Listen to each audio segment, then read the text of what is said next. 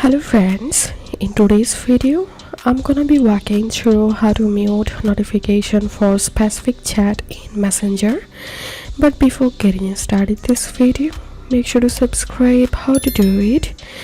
So first of all, open your Facebook Messenger and long tap on the conversation you want to mute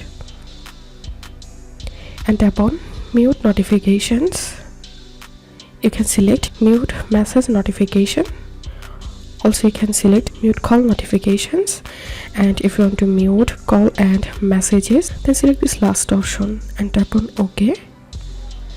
And now select duration. You want to mute the conversation and tap on OK. And that's how we can mute a specific chat in Messenger. If this video helped you, give a thumbs up and please consider subscribe to how to do it. Thank you for watching.